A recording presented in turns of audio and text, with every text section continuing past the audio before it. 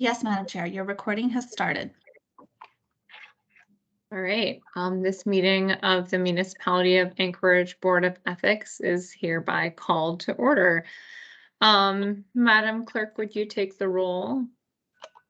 Yes, Madam Chair. Ms. Wint Pearson, Here.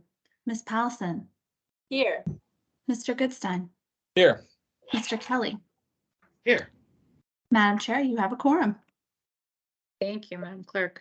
All right, on to approval of the agenda. I had a request offline prior to the meeting from Ms. Ennis to change the order of the day and move directly to discussion of request for advisory opinion 2022-10 from Assemblymember LaFrance after completion of the consent agenda.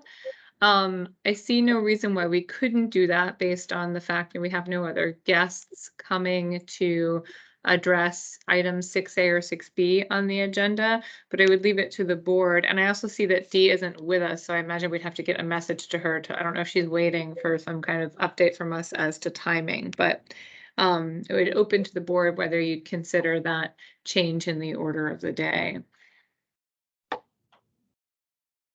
Yeah, it's fine with me. Well, absent any objection, I would entertain a motion. I also see two Abrams on my computer. Yeah, I'm sorry. I don't know what's going on. Me I'm trying to too. figure it out. All right, I'm gonna come off and come back on again. Sorry about this. Oh, I think you're good now, Abram. Now you're fine. Now there's only one of you, at least in my, oh, now there's none of you. Oh, no, I think we have 0. Can I move in the meantime to move item 7A, request for advisory opinion 2022-10, and take that up, I guess is right after the consent agenda. Before moving on to our unfinished business. Second. Any discussion?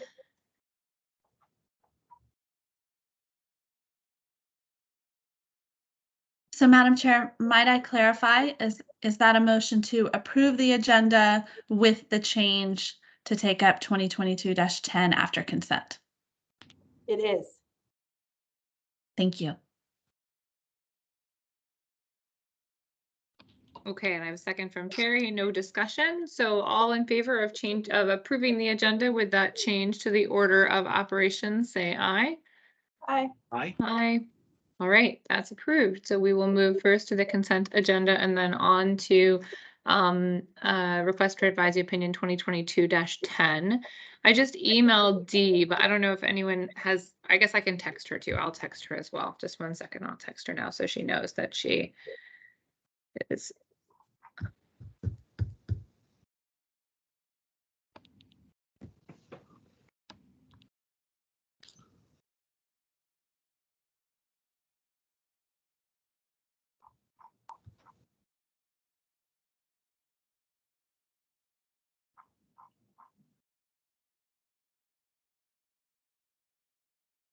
Okay, so I've let Ms. Ennis know. Let's move on to the consent agenda. I know I need a moment to review the items on the consent agenda. Others need a moment as well. Yes, please.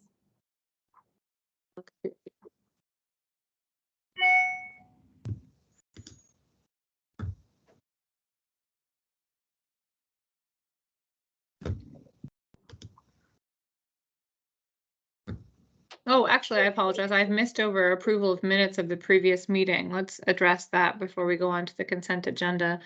Do I have a motion to approve those minutes from our January meeting? So move. Second. Any discussion? All right, all those in favor? Aye. Aye. Aye. All right, the minutes of our January meeting are approved, and now we are actually on to the consent agenda. So we'll take a moment and take a look at those disclosures of economic interest forms.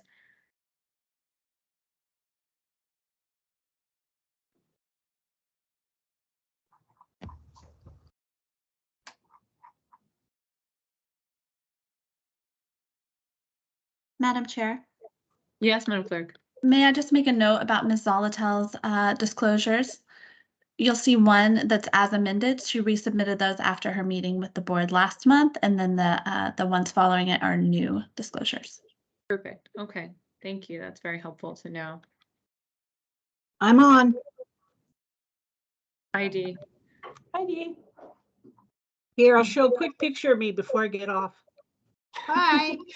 Hi. No cats behind me, no bunnies. I'm good.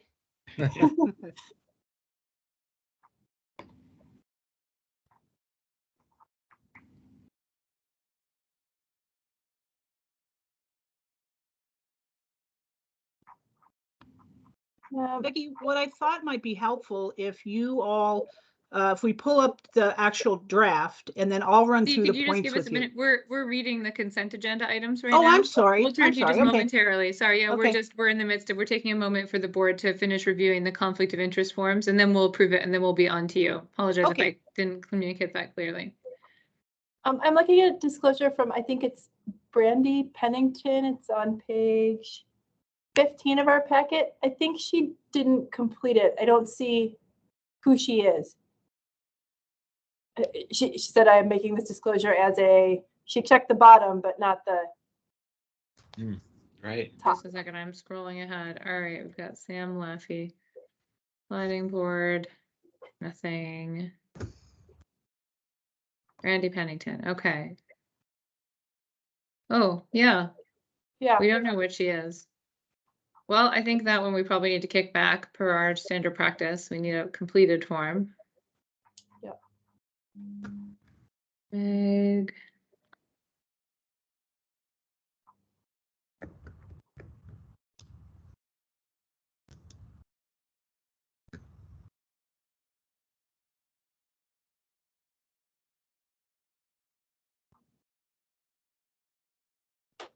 Okay.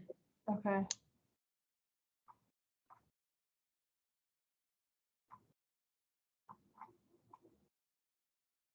And I think Meg's revised disclosure forms look accurate to me in light of the discussion we had with her at our previous meeting. Yep.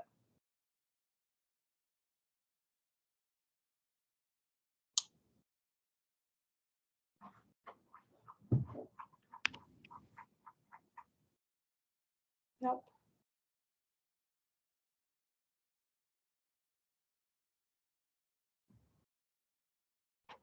Okay. So discussion from the board, does seem to me like Ms. Pennington's disclosure is incomplete. Are there any other concerns from the board about any other of these disclosures of economic interest? Nope. They look good to me. It's good. Okay, do I have a motion with regarding the consent agenda? I move to approve the consent agenda with the exception of item 5A1E, Miss Pennington, just to return it to her for to be completed. Have a Second? Okay. All those in favor, or any discussion? Okay, hearing none, all those in favor? Say aye. Aye. Aye. All right, that is approved. And now, Dee, we are on to you. We move Okay. out of item 7A, request for advisory opinion 2022-10. Okay. Can I take lead? Sure. Okay, so let me see if I can share, which is a 50-50 proposition of the code itself.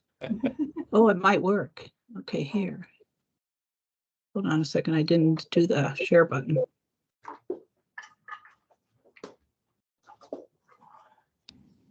Okay, now how do I get from Teams to my little share button? Is it there? Actually, if one of you can share easier than me. Which document did you want to Just share? the have you put just the draft and then I'll go through the analysis. And that's okay, I have I was working from your draft 3, but now I have draft 4. So let me just Yeah. make sure I'm sharing draft 4 correctly. You can tell because B3 is personal interest. It's a new concept. Oh, that's the wrong page. Or no, here we go. I can move over to this, move this one over. There we go. Okay. Okay. I'll scroll So up. that's being shared at this point because I already moved onto my other phone. Let's see, there it is. Okay, great. Everyone Okay. see my, yeah, I'll make it larger so everyone can see. Oop. There. Is All that right, visible? it is for me. Okay. Okay, so let me try to run through this, and this has been a long, probably 6-month process, and we've tried different approaches. What I really quickly came to understand was that not only were they absolutely confused by those factors that we had in our original code, which were then turned into questions, and they were never meant to be questions, but they really had much more misconceptions and misunderstandings than that. So the first thing they said is, D, what's an interest?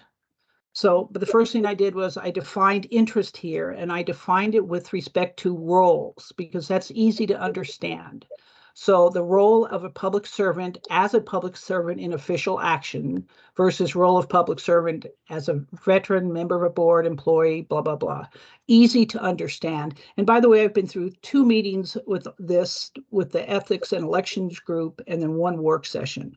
So this was a lot of input from those groups with the assistance, by the way, of Paul and Megan. What I wanted to do is have private and public interest, easy analysis. And so private, the first part of this, a private interest and the interest affecting or belonging or accruing to an individual as distinct from public at large, that's our current definition in the code. And then I add, it could be held by the public servant, the immediate family member of the public servant's household or an organization. Again, common concepts in our code, except for the member of household. And I couldn't understand why was household member not called out in the conflict section, which is when it's actually referenced in the charter, and we use it in the municipal doing business, municipal contractor business with municipality. We use it there. And then what I discovered was that in the ethics code, immediate family includes your household members. So we actually define it under immediate family. Or include it under the term definition of immediate family, which is totally confusing. I mean, I was in this for 3 months before I stumbled upon the definition of immediate family, and that included a household member. So I wanted to call it out. That does include, because I've seen, I saw one board meeting here, and then I've seen this confusion at the assembly level. They're like, oh no, household members don't count. Yeah, they do. So that's new. I called out, I'm going to call out the household member. And then the types of interest, private interest may include the financial interest. That's our current definition. Economic interest. This one is not in the conflict code. It's in another code section, but I think it's great. So benefit, financial interest, special privilege, or contractual relationship. I think this is what covers, by the way, Meg's interest as an ED of a nonprofit if there's no immediate financial, I mean, sometimes there's financial, but just her general, she has a contractual relationship and it should be a disclosable interest. And by the way, if you have any questions, feel free to interrupt. And by the way, our code calls this just the title, conflicts of interest. Should it be conflict of interest? I was baffled about that one. So my very first sentence, I'm not sure if that's correct, but at any rate, anyway, I like the idea of something calling out a contractual relationship that's not necessarily a family member. So what do you all think about that? Because that's a new concept. And again, the economic interest is defined in our code, but they're not used in the conflict section. I'll admit this was the part that was the most confusing for me and kind of hard for me to get my head around in reviewing. And admittedly, I spent a bunch of time with version 3 and didn't realize until this morning that you had a new version. So I've thought mostly about the last version of the language. And in part because it seems to me like a financial interest is a subset of financial, like now it looks like a financial interest is a subset of an economic interest. And I'm not, I'm having a hard time kind of understanding like the division between the 3 different interests. Like they seem to overlap and exist nested underneath one another to a certain degree, but let me Becky, just- can I say, I absolutely agree with you. They do overlap. And so maybe, and I was trying to stay with our current definitions to the extent I could. So maybe it would be smarter to have it an economic interest. Well, or just collapse those two. Yeah, what's the utility of having two? Is it just that we have economic interest used elsewhere? Because to me, I get what you're talking about. Like, I feel like a lot of times the organizational interest is the hardest one. Like somebody like Meg, Mhm. right? Who, like, she is the executive director of an organization where she doesn't have a direct financial interest in like a Mhm. contract. Like she doesn't get paid more if the coalition gets a certain contract. But we Mhm. all conceive of her having an economic interest because presumably, like, her job in the context of being the ED is to get the contract done, right? Like she has an interest as an employee trying to do her job well, perform to the expectations of her board, that she will get a contract done that may conflict with her duty as an assembly member to make the best resource investment decisions for the municipality in the area of housing and homelessness. So it feels to me like that's what you're trying to get at, right? Is that like organizational Well, interest where you don't like make more money, Yeah. but you actually like have some other professional duty to get something that isn't about your kids or your house, but like is like some other duty you have as a leader in some other organization or a board member or et cetera. Is that what you're trying to encapsulate with economic? Well, that's one of them. I think then you could also have a contractual relationship, not as an ED, with somebody else. You do business with this person. There's a contractual relationship, and that something to do with that person comes before the board. And then the other thing is I'm looking at like what couldn't just be collapsed into financial interest, because I think contractual relationship probably could, but what about like special privilege? This, Terry, reminds me of when the Assembly was going to move the voting, was the election date. They were going to move the election date. And the board said, well, wait a minute, they're getting 8 more months, not only of pay, but of being an important assembly person. That was sort of a privilege. So I guess what I would suggest is, can we combine those two? And maybe so let's look at personal interest, because I think maybe we just figure out the two different ways of doing this. The personal interest came up with, I think, with when they were talking about the state road that was going to come through Midtown and it's going to go over Meg's neighbor House, yeah. house. And so that was a personal interest. And it also comes up as the assembly members don't want to vote on that kind of stuff. It's like, wait a minute, I don't want to tell my neighbor that or say to my neighbor, yeah, we're going to take a road and put it over your house. To me, So does business belong in? Because to me, it seems like there's kind of one class of interests that are like your other interests you might have in your own like financial business, and then your own like other roles you have that are not your assembly role. And then there's personal interest, which is like your personal friendships and family relationships. Does the close business relationship belong in personal interest, or does it belong more in whatever the financial or economic interest category? Because that was the other one where it seemed like I wasn't sure how that was different from something that was a financial or economic, like maybe the economic interest category. Isn't that like, that's like, I do a lot of business with this person, they're a good ally of mine, I have a great relationship with them, and we do deals or we go work on different things. Like there isn't a direct financial benefit, but they're like my business partner or business associate, close business associate. Mm-hmm. Yeah, and Becky, they do overlap. I'm not sure Yeah. that's hard for attorneys to accept. I think for other people, it's more inclusive, like, hey, whatever, I don't care whether you call it financial or, and this is other people thinking, or economic, just to call out some of the potential interest. But I have no. We've had discussions with people here where they've been like, that's which type of interest is that? Like there has been some picking in discussions with us about whether. Well, while I have you, can we try to figure out how to divide these interests up? It was really more to, number one, use our current definitions, but also, which is not necessary, we're repealing this section and reenacting. to, to call out to the, like the assembly people or boards and commission members too, what we're, that there's all these different types of interests, to give them some help and roadmap what that would be. Do we have any other examples? Like, what is the state ethics act uses? Oh, they have different ones in different parts of the state. So no, I didn't look there. And I don't think it goes into this kind of detail. And this, again, was also in response to the assembly saying, we have no idea what you're talking about in general in the code about conflicts of interest. Can I bring up one thing? I think one thing that I really struggle with is this idea of like financial interest versus organizational interest, right? Where a person can be part of an organization, on the board of a different organization, and a public servant.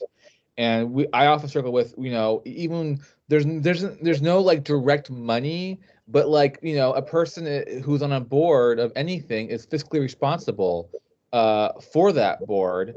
And if they're also a public servant, do we care about that when when the financial interest is, I would say, indirect at best? And so that's something to think about, because I think Meg Zaletel is a great example. She runs an organization that does business in front of the assembly, sure, but like, when it comes to say like contractual agreements, what's the purview of this board? Like, what do we like? Do we care how engrossed a person is in a separate organization? And whether whether that affects their decision as an elected official. And I think we do, because I feel Yeah. like the difference is like, so it's like the Megan's example is a good one, right? Because it's like, so she's an assembly member who like has a strong interest in advocating for the homeless just generally, right? And she was probably arguably that's why she was elected by her constituents, right? Because they support her viewpoint on homelessness. So absolutely, that should inform her decision. But I feel like the fact that she is employed to get a certain thing done is the thing that could conflict, right? Because like she's accountable to her board, right? And so maybe her board is saying, we've decided we need this contract done. And I think the issue we care about is she doing her job as a public servant to assess all of the various different alternatives and make a decision that's best for the muni? Or is she influenced by, or is there an appearance of influence by the fact that she's been told as a condition of her job, she's got to get this done? So maybe she's doing it because she doesn't want to lose her job, right? As opposed to because it's something that her constituents support or that she sees. And like, to me, I think that's the issue, right? Is like, if you have some other outside incentive to get this done because you want to do well, you want to get a good performance review, you want your board to keep you in a role, you want your boss to give you a raise, you want to get a side deal done for your real estate business or whatever, right? Like that's where we care. Yeah, and that's like a really strong example for sure. But I mean, we've navigated through examples that are like a little bit more tenuous. Like, what if an individual who is a elected official is also like a dues paying member of an organization? That's their only financial commitment, is paying those dues, but that it shows that they're a member of that organization. That organization may have like its own agenda that's separate from I would say what their constituents would feel about anything. You guys, can I interrupt though? Because that is why this is all about public disclosure. And the public, and then your board, your fellow colleagues are the ones who make that decision, at least on the assembly level, that they decide whether that interest doesn't matter. But there's the duty to disclose, which underlies this section. So Rabbi, you're to me pointing out a number of things that you think are not particularly significant in terms of a conflict analysis. They still should be disclosed. And we, in fact, had that association, the Girdwood Group. They were members of a Girdwood ski club who did something or other. So we had a whole opinion on that.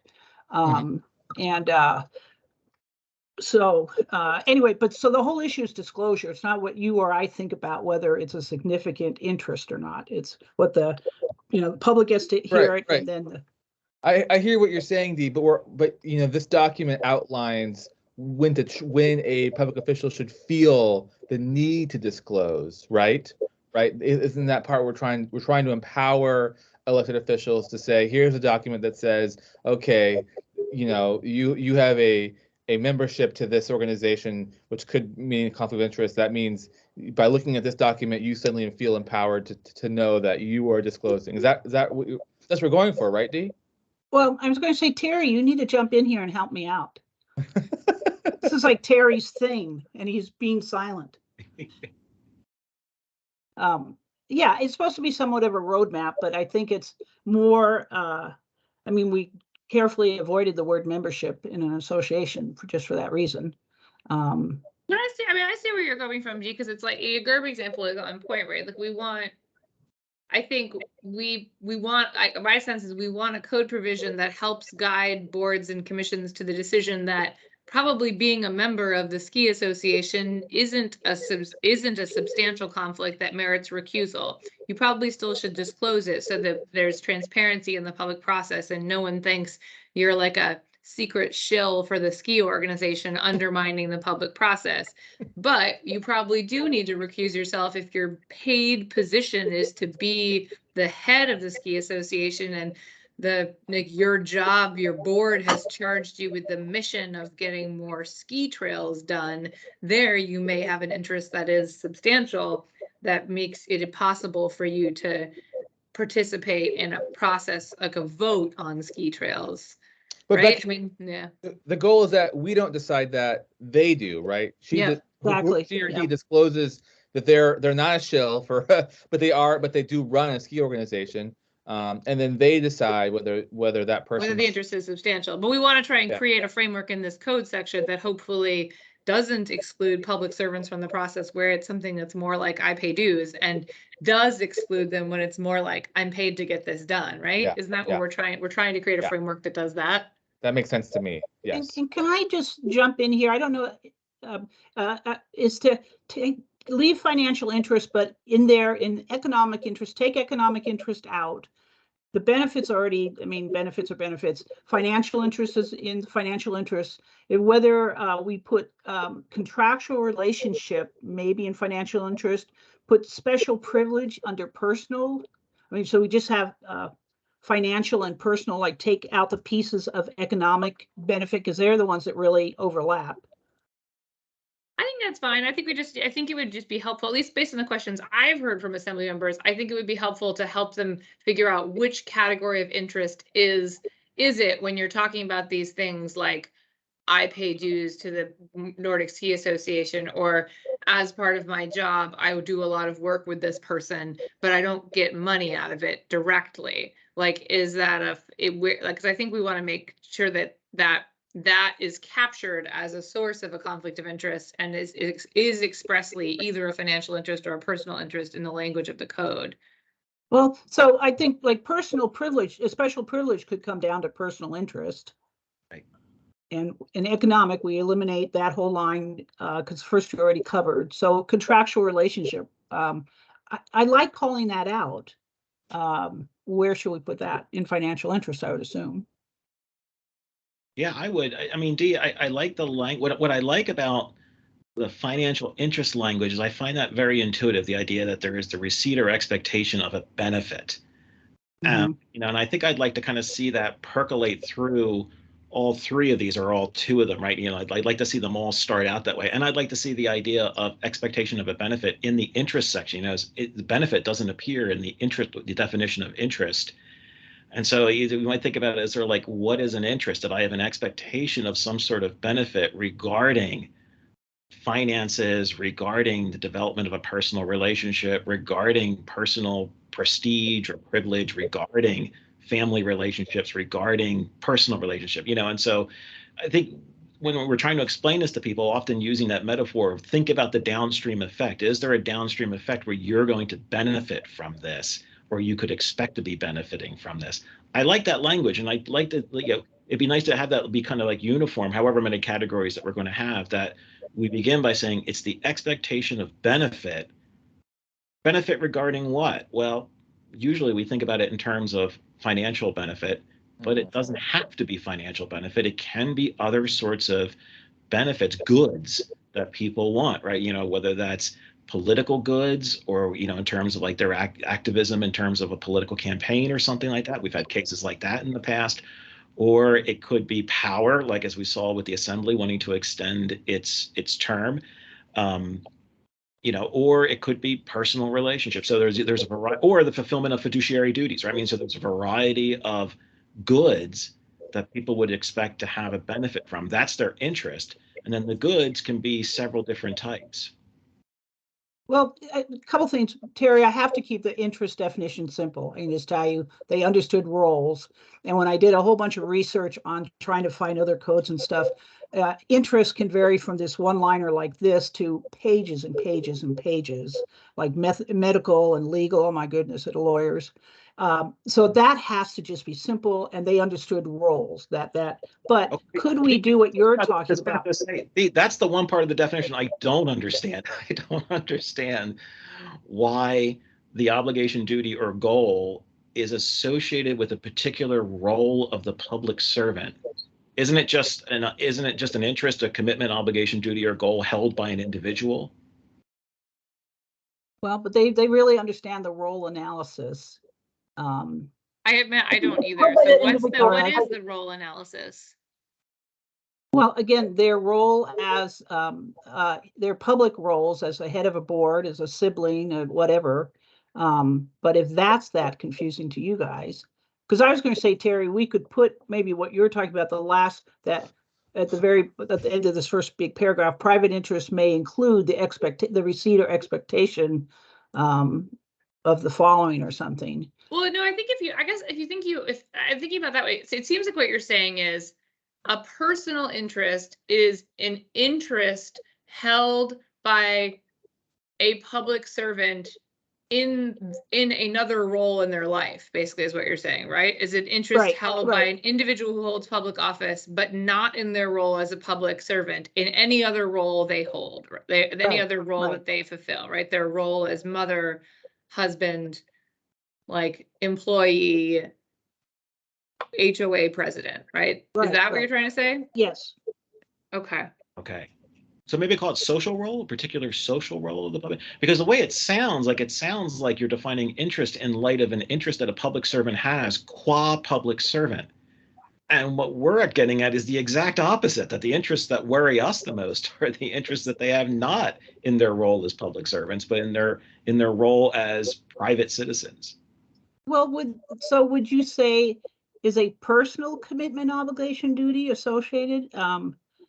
And by the way, later on, I wanted to get to that we use private and personal interchangeably in the conflict analysis, which I don't think is good. And I like private interest versus public interest.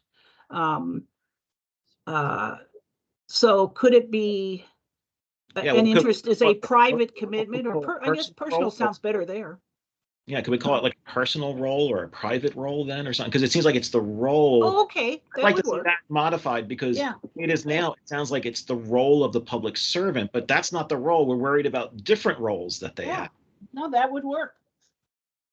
See, I just had And to you egg have Terry interest, on. and it seems like an interest shouldn't be limited to the non-public servant role. The whole point is that you have interests as a public servant.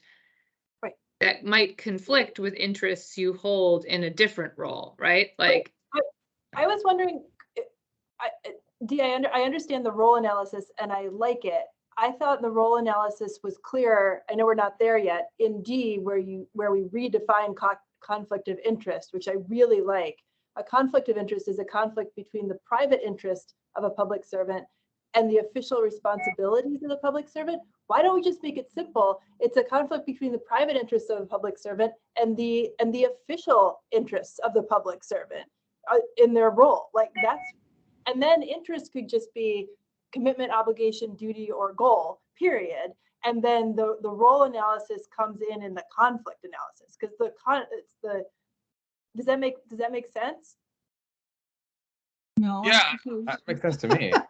it makes sense to me too, because right, you're starting from like, what is a conflict? It's a conflict between an interest held in your public role and then an interest held in your private role. And I think interest is just a commitment, obligation, duty, or goal. And then the nature of the private interest is what we break down. Is it directly financial? Are you going to make money off this transaction? Or is it a personal interest, which is an interest you hold in pleasing your employer, staying employed, you know, fulfilling the mission of an organization whose board you serve on, like, you know, pleasing your partner or your children or whatever, right? Okay, will so, say that but in- help me change it, you guys. So, I'm sorry, Terry, I was just gonna say, so help me change it. Would A be an interest is a commitment, blah, blah, blah, associated with a a private or public role of the public servant? Would you just put that? Would that No, do no, that? I think what we're saying is that maybe just an interest is a commitment, obligation, duty, or goal. We'll stop. Period. Okay. Yeah. I will say, just to throw it out there, in medical ethics, conflict of interest often gets defined that way in so-called primary interest versus secondary interest. The primary Right. interest is your role as a doctor, a secondary interest is your role as a private person. I will have to say, having taught medical ethics for many years, students find it much more understandable and intuitive when you instead talk about private interest versus your duties and obligations as a medical professional. They get it a lot more instead of trying to tease out, well, there's one kind of interest and there's another kind of interest. It is more intuitive, at least to my students, to talk about it more in terms of obligations versus interests. So Dee, I don't know what your experience with the assembly is. So what would be more understandable and intuitive to them? Mhm. Because in some sense, what you're going to wind up saying is you're going to wind up saying that anyway. It's your public interest versus your private interest. Well, what's my public interest? Your duties and obligations as a public servant. Yeah. Okay, so what would? Do A we be, need to guys? define that? Is there a public interest defined here? No. I don't think there is. So maybe that's key too, to define, to start But- with interest and then talk about public interest and then private interest. And do we need to break it down into different categories of private interest, or just say that private interest may include the actual receipt of direct financial benefit? It may also include, you know, achievement of professional goals or fulfillment of, you know, family duties or et cetera. I like having two categories. I'll just throw that in. I like having two categories, if nothing else, because it highlights that we're making a commitment that conflicts of interest can involve non-financial items. I happen to be involved in digging through some other cities' codes of ethics right now, and not all cities make that commitment. Some codes of ethics really just truly limit it to the financial interest, and so I do like having the second category just to highlight that. Two things if I could. First, I wonder if we need a third category, which is fiduciary interest, that gets us, instead of economic interest, maybe it's financial interest, fiduciary interest, and then personal interest, because we seem to miss sometimes this, in financial interest, you miss the role of someone on a nonprofit board, right? Because there's no financial interest, but you have a duty to advance the causes of your organization if you're a director or officer or employee of that nonprofit organization. And I think we miss that when we do just financial and personal. And I think, do we think assembly members understand fiduciary interest? Do you think that's different from the duty you would have because legally it is, right? Like as an ED, you have a duty. I guess it depends on whether you're a board member too or not, but like as like a leadership employee, you're paid to fulfill your job. So you're told to do X, Y, and Z for your job. As a board member, you have an actual like legal fiduciary duty to act in the best interest of the organization. So it's a different duty, but both of them are duties that both of them are accountabilities to like a different God, right? Like you've got a different God in this situation. You have to follow the goals of that organization, and that might conflict with your like guiding light as a public servant, where your duty is to your constituents and to your community, right? Yeah. Okay, so you guys, in A, should we, in that first line, try to delineate between public and private? My concern that public interest is a really broad term that I don't think intuitively means your role as your duties and responsibilities as a public servant. And we Did also we use the define it term- though to be like your duties and Oh. responsibilities as a public servant, or? That, But there we you use go. public interest, we use the term public interest in other places in the code. Hmm. So Do we? Well, I don't know. I'm gonna look up the Yeah. code and see what kind of, how often public interest is used in it.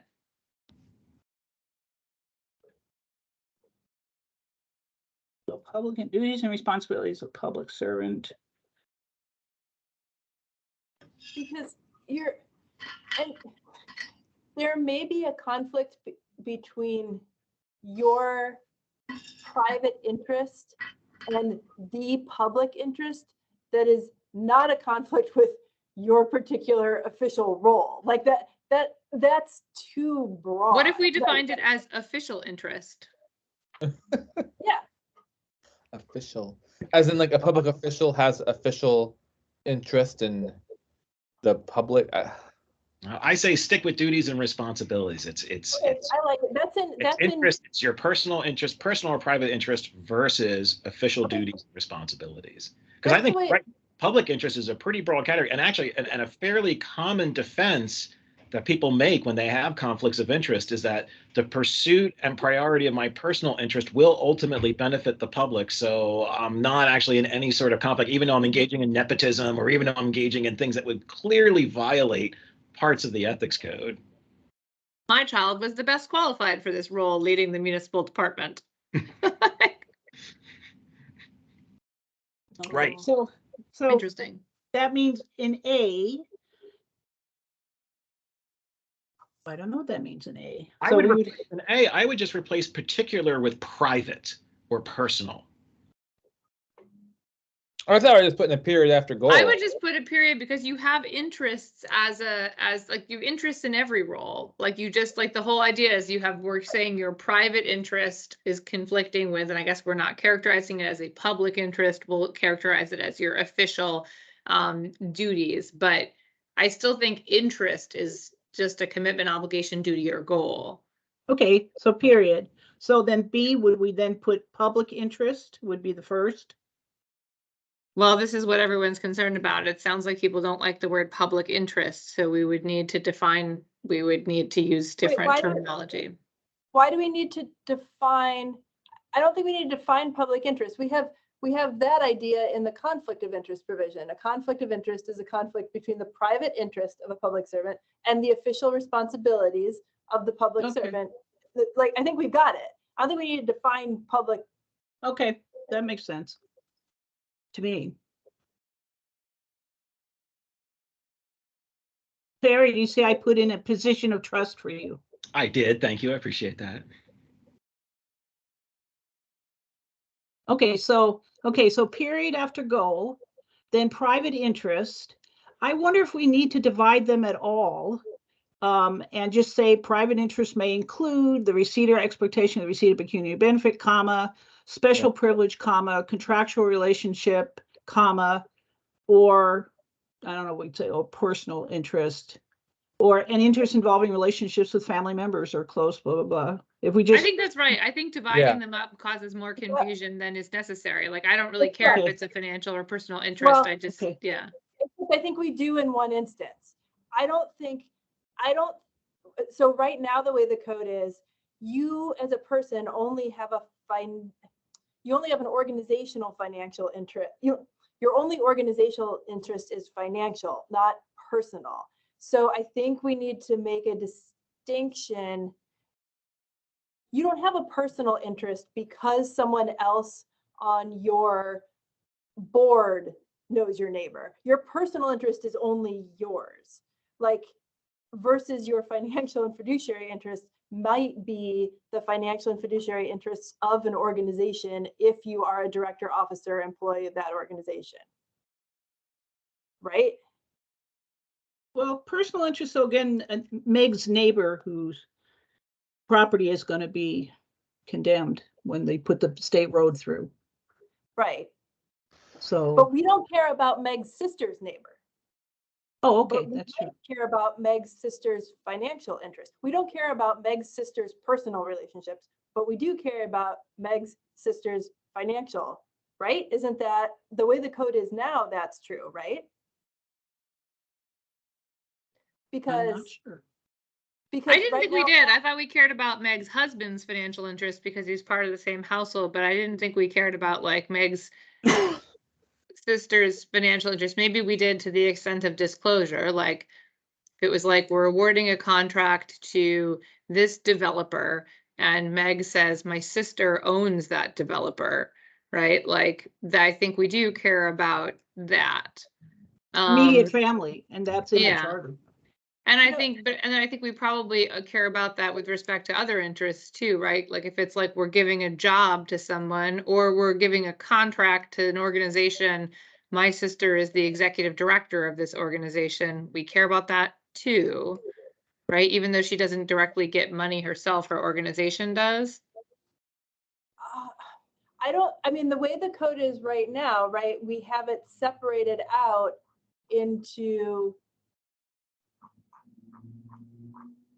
and this has always been a little confusing to me, which is why I'm. Well, the code now, actually, the code now is just confusing because it says financial and private. So those definitely are not what it should be. Right, agreed, but only right now under the code in definitions, only financial has the subsection that says a financial interest of a person includes a financial interest of any member of the person's household, and a person has a financial interest in an organization if the person has an ownership interest or is a director, officer, or employee. So right now, like, and I think that's right. You, like, your personal interest, I don't know if it's household, the public servant's immediate family, right? The spouse, child, sibling, so we do care, right? So that's what we're saying in here. The interest may be held by the public servant's immediate family. So this code right now, as rewritten, says we do care about Meg's sister's neighbor. And I don't think we want it to say that. Well, it's not that we care, it's that, is it worthy of disclosure? Isn't it? I'm sorry, I don't think I understand the issue because it seems like the current code says that too, right? The current code says public servant shall not participate in official action in which the public servant or a member of the public servant's immediate family, I guess depends on whether sister is part of the immediate family, has a substantial financial or private interest.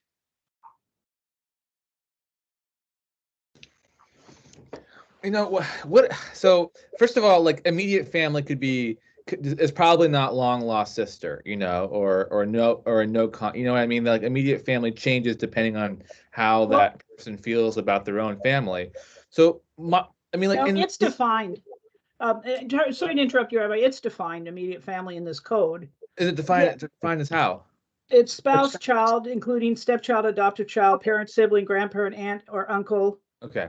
Cool. Parent or Maybe that sibling. makes sense because even if you're estranged from your mother, like giving a substantial municipal conflict to your mother is like it undermines. I mean, I think we care about that, like from a public trust perspective. Like even if you swear up and down that you never talk to your mother and you hate her. Well, we could put it, you at least want that disclosed, right? I mean, you at least want that to be clear to people. Absolutely. That is an interest.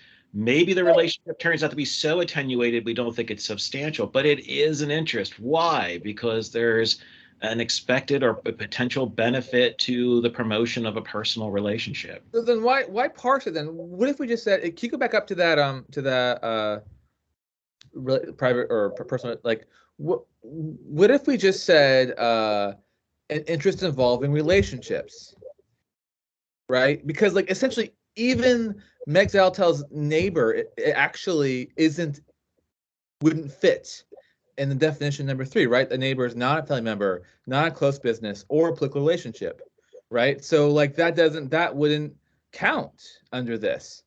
And we've been using that as an example.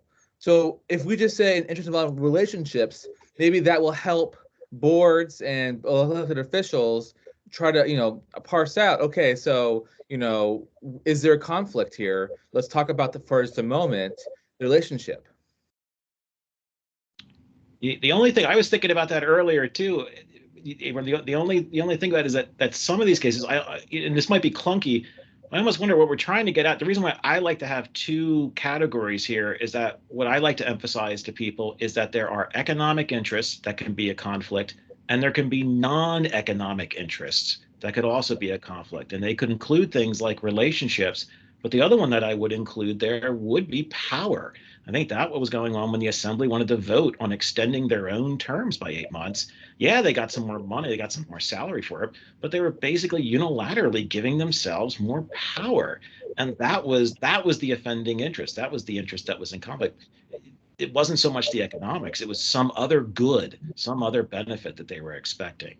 Although I think both of those things should be a conflict, because I think that's when people often are like, well, I'm an employee, but I don't get paid more if this gets done. And it's like, yeah, but you're paid to do your job. Like, and it's sort of the same thing. Like anything, to me, anytime you vote and you get to have your job longer than you currently have your job, is it hard an economic interest? Like if you're paid to do something, or you get to keep getting paid to do something, even if you also get some other benefit, I think just on the grounds of getting paid for longer, to me, that one's off the table. I agree. There's another overlay of like, but maybe there's an analogous opinion where it's like so-and-so is the chair of the ethics board, and the ordinance allows you to continue in your role for an additional year or whatever. I mean, that would never happen because you're not on the assembly and also the ethics board. But if you had some sort of other unpaid position of power that you power and glory, like the chair of the ethics board. Some assembly members at the time were defending the conflict on the following grounds. I would actually make more money if I wasn't on the assembly and I could devote this extra time to my job as a lawyer. But that's a never, like that one, it never goes anywhere, right? Because like you could argue that from anything too, right? Like, well, maybe if I got fired as being in charge of this nonprofit, I could go back to the private sector, and thus you should disregard my duty to do this job well as executive director of a nonprofit, right? But you do realize that whole example was that it gives them the power to try to defeat the mayor's AO 37 anti-labor ordinance. I mean, there was a real reason for that, because if they moved the election date, then different people would vote. But that goes to Terry's power analysis. So I just want the other newer members of the board to know it wasn't for a ridiculous reason. They wanted to, it was a political gamesmanship why they wanted to move the election date. They were in fact seeking power, not just additional extension of their municipal salary. So that's why I like, I mean, it does get clunky because we're talking about private interest and personal interest, but that's why at least I do like the idea of having a second category like personal interest or non-economic interest, at least to highlight to people it's not just financial interest, because sometimes conflict of interest in some fields and some cities is defined strictly in terms of financial benefit. And if there's no financial benefit, then it's not an interest that you have to worry about in a conflict of interest analysis. I like those two different categories. It helps me understand it: economic and non-economic interest. I mean, like, it calls it out. I think that's great. So maybe it is economic interest and non-economic personal interest, that's a good way of thinking about it. Yeah. Because I agree with you, Terry. Like, if that's a paradigm that's common that people, because like and it seems to me like that would be why traditionally, like if we just cared about economic interests, we would only care about your household, right? Because presumably your household makes more money, you get a nicer couch or whatever, right? But like we actually do care beyond that. We care about your sibling or your parents, even if they don't live with you, because we do care about that personal benefit piece and the appearance that you're awarding this contract for your mom, not because it's in the best interest of the municipality. I think more importantly, we want boards and elected officials to care, right? We want to create a document where they care, right? They see this non-economic thing and they see relationships and they realize, oh my gosh, I have a sister, blah, blah, blah. Am I in conflict of interest? I'm going to bring that up to the board and we can talk about it for a moment. You know what I mean? That's what we're trying to engender, right? Yeah. Can I ask you though, then what, okay, so I agree. I think that's an easy dichotomy, economic versus non-economic. So economic would be financial benefit, contractual relationship. I mean, that sounds businessy. And like and- continued employment be one? Like, I kind of do think that like, if you're paid to do something, like if your job is to run an organization and like, again, this is like the Meg thing. To me, her interest is actually economic because she has a paid position, like running an organization where she's supposed to like do the best thing for that organization in her job. So even if she doesn't get like a bonus, if they get a contract, to me, that's an economic interest. It's not just like it's not a family interest. It's not like a, I don't know, relational she- interest. Okay. What do we do if she's a volunteer? Because we've had that a couple times, right? That I think goes more in the personal category. You And mean the like non-economic maybe category? Sorry. the non-economic category, which is maybe a better phrasing for it, right? I think that probably goes in non-economic. Are you talking about like a volunteer board member who maybe has Yeah. a fiduciary duty to the organization, Yeah. but does not have, doesn't have an actual, isn't actually in some kind of paid position? I think so, Yeah. because there's a duty there and an actual think so, ethical too. duty to the organization, but it's not reflected in any kind of monetary. Right. Maybe we can just say private interest may be economic or non-economic. Can we leave it? Is that enough?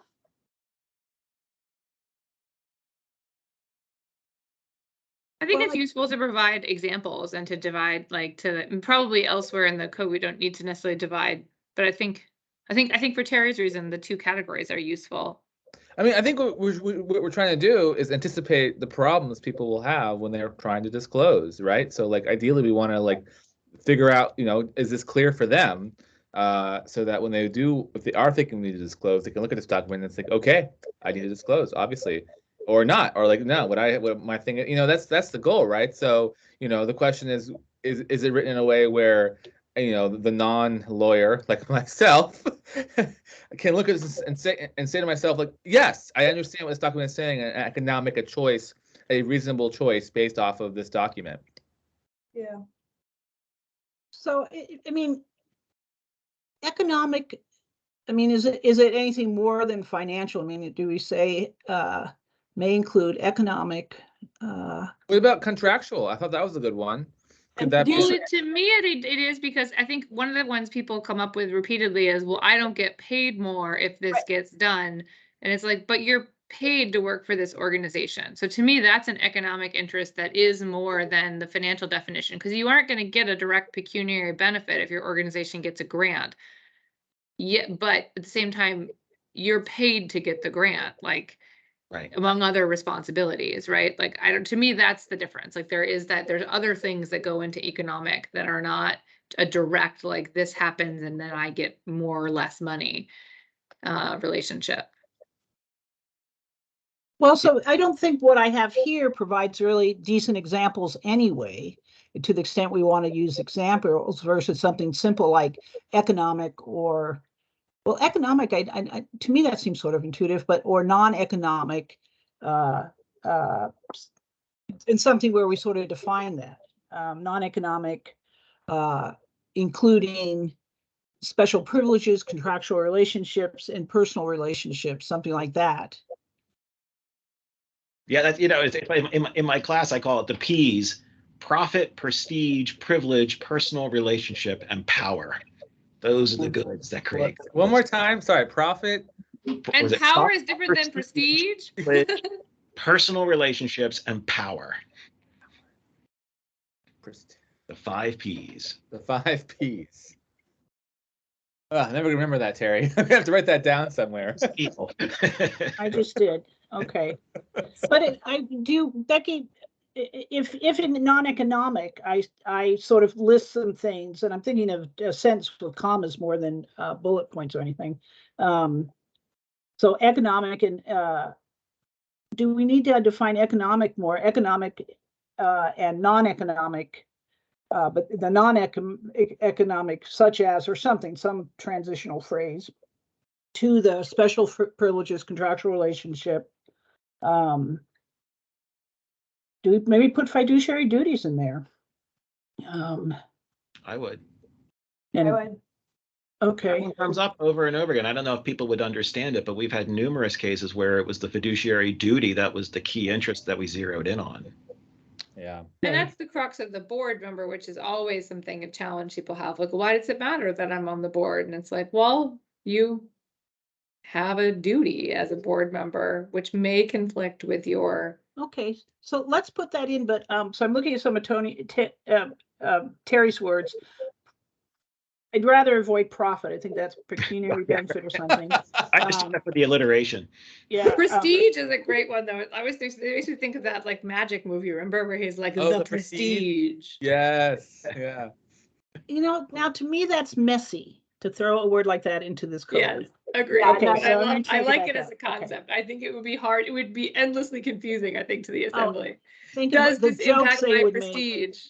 They would make so many jokes, we would never hear the end of it. Okay, But I like what you've already, but I think you've already got like the key categories. It's, Okay.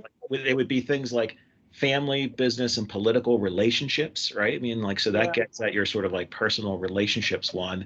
Special privileges starts getting at your prestige, you know, close to the prestige kind of thing. And power, I don't think you want to use the word power No. either. But I think special privileges kind of, you know, get, Fiduciary duties, yeah. Now, should I put in a contractual relationship there? Or we've already really covered that? I think that's I think people understand that as economic. I would. Okay. So economic then, so we sort of are defining non-economic, but what are we going to say about economic? Just use the word economic? I think so. I think that's, I think it includes both direct financial benefit and also, you know, duties inherent in employment and also like contractual relationships or benefits. Like I think we put those in the economic category. Like a paid board position would fall in that, where you have a paid position that comes with a fiduciary duty. Anything where you're an employee and your job, your paycheck is owed to an organization that may have an interest in the issue under consideration. All right, let me think about economic, because you know that's way more specific, I think, than we're on the level of in terms of economic. We've got to keep this simple and not paragraph long. So I'm still not quite sure what to do with economic, other than we could say direct and indirect. Could we say direct and indirect pecuniary benefit? I we're using the word indirect. I like, you know, as just a regular average Joe seeing indirect, I would need a specific example of that. So I think Yeah, what we're and- saying is benefit to an organization that pays your paycheck. Becky, Are you're just you- stuck on that one, but we can't, I don't know how to put that clause in the middle of this analysis. Do Could you you keep think bringing that up? But that's what you mean by indirect pecuniary Well, benefit, right? Is let me- like The your rabbi's bills point are is, paid by somebody who Yeah. benefits. but the rabbi's point is well taken. They hated the word indirect, so I need to take that back out. They just hated oh, that. so- interesting. I was just Yeah. trying to get at, is that what we mean by indirect, or is there something else we mean by indirect pecuniary benefit? Like, Yeah, no, we just need to avoid that. Yeah, it has too many aspects to that analysis when you start using the word indirect, which is in our current code in terms of factors, and is no longer in this, my draft is. So economic, I probably need a little bit of help, although my instinct is to simplify it, not to expand it very much. can I say one other thing about the point I was making before? So the conflict of interest provision does say financial, and maybe we can redefine that, does say financial or private interests. I'm sorry, right, financial or private interest of immediate family member. But in the definition section, it is only the financial interest that involves an organization, that involves an organizational interest. And Yeah, so, but we want to correct that. I mean, but I think that there's something a little bit, I think, too expansive about a non-economic interest of an organization. Like, this organizational interest has always been, the interest may be held by the organization. can an organization ever have a personal interest? Or let's use non-economic. Can an organization ever have well, of course they can. The ski association, right? They want the trails to be done in a certain kind of way to promote the aesthetic beauty and recreational experience of their. Maybe not having it be personal interest, but having it be a non-economic interest actually fixes that problem. I think Yeah. we're inadvertently maybe, or maybe purposely taking this broader by not separating out when your interest is just yours, or whether you have to worry about your family members and organizations' interest. Because it's not that broad in the code now. So as long as we're Is okay it with not the that? I mean, I think what we're trying to do is make express, like, I feel at least all the situations we've been talking about, and maybe I'm just not like extending to the very reaches of what situations could be at play, like, are all situations that come up constantly. Like, I am on the board of this nonprofit. I work for these people. I like donated to these people. Like, that's what people, but then the challenge is always, I feel like the follow-up question we always get is that a public interest or a financial interest? And we're Yeah. kind of saying, yes, it is. It's an economic or non-economic private interest. We're not saying whether or not it's substantial. We're just saying it is an interest. Like, I think, is your concern that somehow, like, the definition of the people covered by the interest is broader in the new proposed code? I'm just looking at the Yeah. old. Yeah, that now as a public servant, I don't have to just look at my interests. I have to look at, And the previously it was just immediate family, and now it's immediate family, household, or organization. well, household is in immediate family, so I actually think we can take that out. And then that would be shorter and cleaner. So then it would be immediate family, and that's the same as the old code. And I think Okay. previously we had the organization, we just dealt with it, and that's like, it was just sort of dealt with differently, right? Because But it was we, only for financial, not for other private interests. And that's why do you think, whereas, but haven't we applied it as other, like, we've applied it to like the ski association in the past and said like they have an interest in trails, so thus they have an interest, like as a director of the organization, you Right. would have a private interest. We've just kind of done it via extrapolation rather than making the language being expressed. yeah. And can I also say, you guys, we don't want to take out, what was it, the immediate family, I mean, household member, because nobody knows that a household member is included in immediate family definition. Can we That has put in caused so much parentheses, confusion. a member, including a member of the public service household, just so we keep our definitions consistent? Or like I offer to go really broad, just say involving relationships, non-economic involving relationships. But that isn't like if your friend, Yeah. if your friend is on the board, that's hard, because in this town, like, it's like everybody's friends with everybody, like. But exactly right. Like, I feel like all we're trying to do is get them to think about it, right? To think about, oh, No, we're shoot, saying this is what you have to disclose. right, but exactly. Like, I have a friend on this. Should I disclose? And then they ask the board, should I just, I have a friend on this thing, doing this thing, and then they say, no, don't worry about it. And then it's not a big deal. But like, my thought is that aren't we trying to get board members and public officials to think about this? Isn't that the point? I But don't not think we too want to much. go as far as friends and acquaintances. Well, no one will ever get anything done except for disclosures. It'll be like jury duty. I remember being called for jury duty once, and they were like, do you know any of the players in the courtroom? And I was like, well, I bought a microwave from that guy once, and I used to ski with that guy before he married his current wife, and then I used to sing in the choir with the judge, and they were like, you are a problem. That's hilarious. Yeah. Yeah. I just like, I feel like there are moments though, like for example, Meg Zolotal's neighbor that doesn't fit into a household definition. But I think we want her to vote on her neighbor, right? Like, I mean, I think they're the situation. If it's your neighbor, I don't know. Like, I think they're, You probably do, because arguably everything impacts your, I don't know. That one I don't think falls in any of these categories, right? Because it isn't your immediate family or your household and or an organization. It's just someone you know who lives near you. I think there the duty is to vote as opposed to recuse yourself because you don't want to vote on something that might impact your neighbor. I hear you saying. I hear it. Yeah. That Yeah. makes sense to me. Okay, so I'm going to do economic, non-economic, and I'll need a little help at the end of the day. So can we move on through?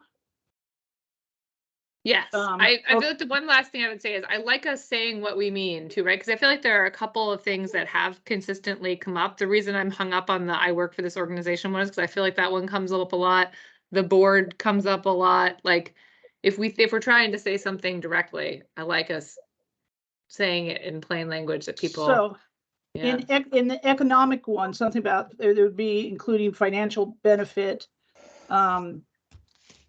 employment. Actually, that's what helpful, just employment, because that covers that whole, it has an interest in business. All right, I'll throw in the word employment, Becky. Thank you, Dee. Okay, fine. You've convinced me. Where do you want me to scroll down to further? Well, by the way, I didn't change official action. And I don't want to talk about it today, but like, I think number 2 makes no sense at all to me, but we don't have the time to do it. And by the way, we just threw official action in here because we didn't know where else to throw it. But okay, so. It's so important though. I mean, I agree with Yep. keeping it. Like we've had issues with that in the past. Yeah. So conflict of interest, the first paragraph is already in there, which I think is very important for them to understand. And the second one is simply it creates a duty. It's the body's duty to determine whether it creates a substantial risk of conflict between the two. I couldn't say things like undue influence as a legal term of art, can't use it. The charter uses the word substantial, so we're sort of tied with substantial. But the assembly, like, what is substantial anyway? So I had my notes to you. I had said the current code provides a list of factors to determine whether an interest is substantial, but then no path for the assembly to determine whether and when a substantial interest is substantial enough to merit non-participation. And that's what all those factors were. So here I just put it into a risk analysis, creates a substantial risk of conflict between the private interest and the official action. So just so you know, that's what I did because I had to figure out something because those factors were totally not helpful.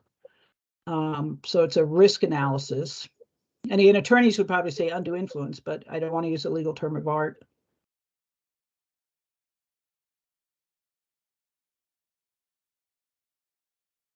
The only thing I'm curious about with this is it's like basically a 2-part test, right? Because you have to basically have a substantial risk of conflict and it has to outweigh the public servant's duty to vote.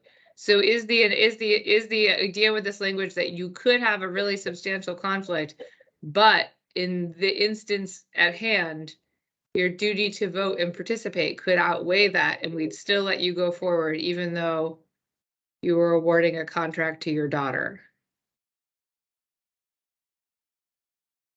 Well, I think theoretically. You know, one way I was thinking about, you know, I was just digging through Bethel's Code of Ethics, and they've got this neat little interpretive statement that I've never seen before. And the interpretive statement goes something like this, that generally the Code of Ethics, particularly the conflict of interest section, should be interpreted fairly strictly to preserve public trust and avoid even the appearance of impropriety, but should be interpreted more liberally when code enforcement of the code would prevent elected officials from voting. And I take it that's what we're trying to get at here, Dee, right? That there needs that there's something special about elected officials, that maybe there are borderline cases where if it was an employee, you would say, yeah, that's a conflict and you don't really need to be in that kind of conflict and it's bad for public trust. But if you're an official, not being able to vote is a loss to the public. And so there is a slightly different weighting that has to happen between, is prevention of this conflict worth the public not having a voice on this matter? Mm-hmm. Well, that's actually a good point. So maybe it's not, maybe this point is limited to elected officials, because even by its terms, right, like an employee who is a public servant never has a duty to vote. Right. or really participate on a question. Like a board member might, but are we really talking about what you're pointing out, Terry? Like, is it a different defined term? Like, should we say like it is?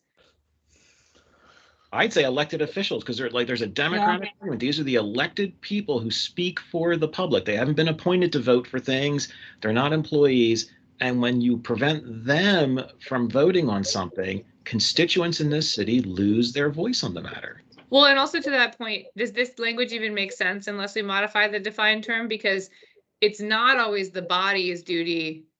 I don't think the body is defined, but it's not also, if assuming the body is defined as the assembly, it's not the assembly's duty to determine whether a public servant's private interest creates a substantial conflict of interest in every instance, right? Like as we go down below, right? Like employees disclose to their supervisor, Right.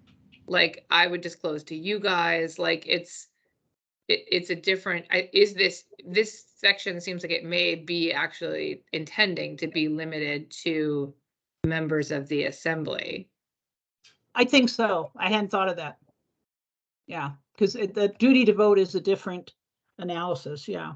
Although consider whether we need a third section or some kind of modification, right? Because it's still like the decision maker's duty to determine whether a public servant's private interest creates a substantial risk of conflict. Like here, like conflict in this body, we would still have to make that determination, but maybe we don't have the second step of assessing whether.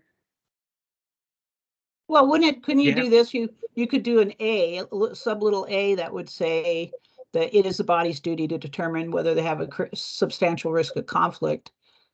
And then B, well, it might have to be something in between that too. Then B, with respect to elected officials, then they have to make a determination whether the substantial risk of conflict outweighs the public servant's duty to vote.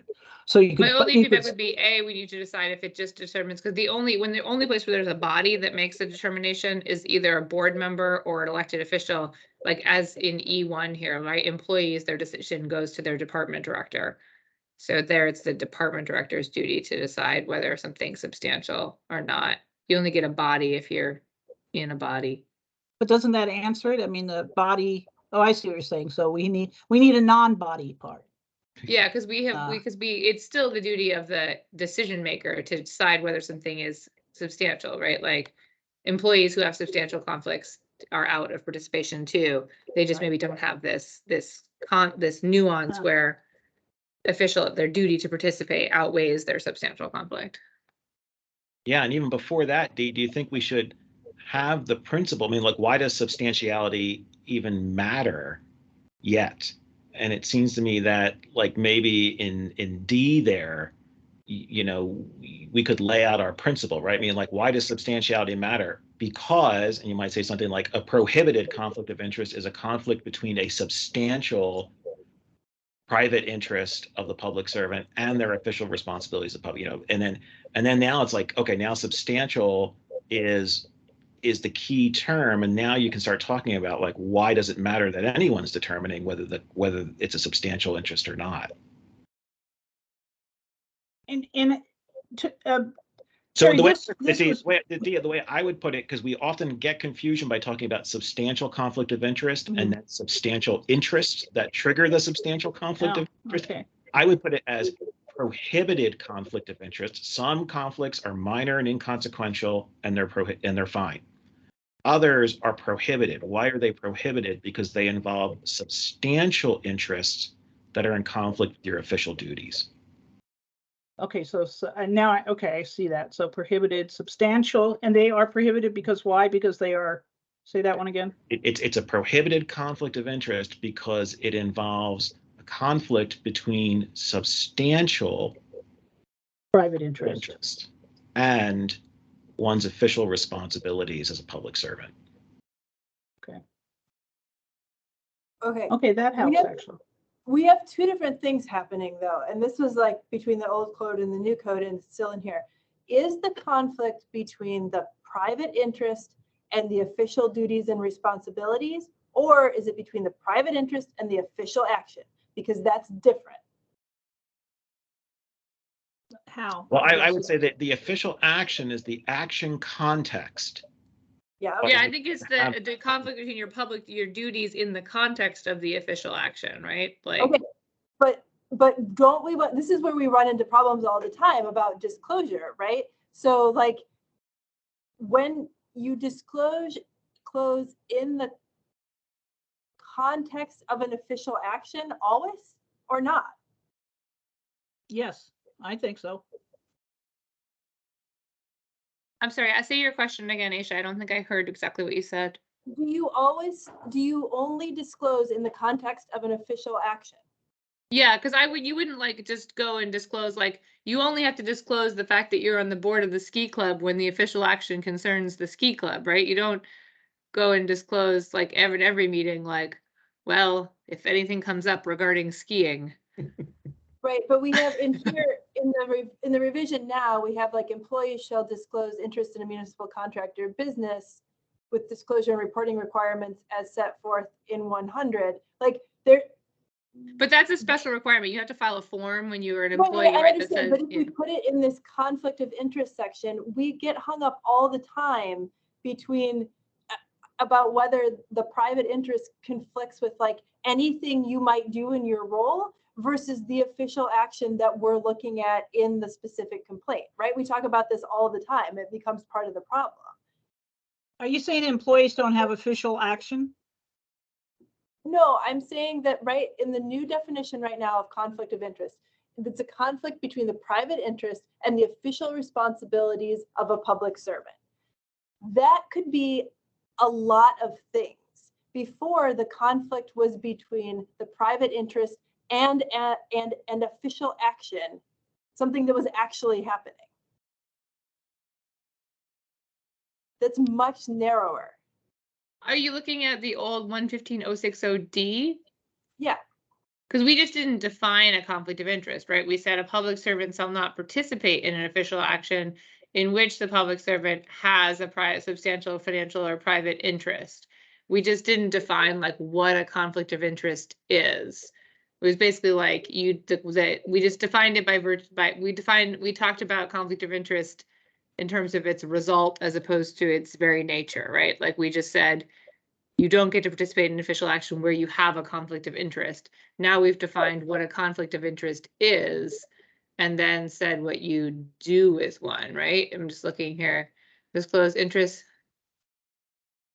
other potential conflicts of interest. And then we go down to this one, E2B, right? So you have to disclose your potential conflicts of interest prior to comment, deliberation, public hearing on any matter.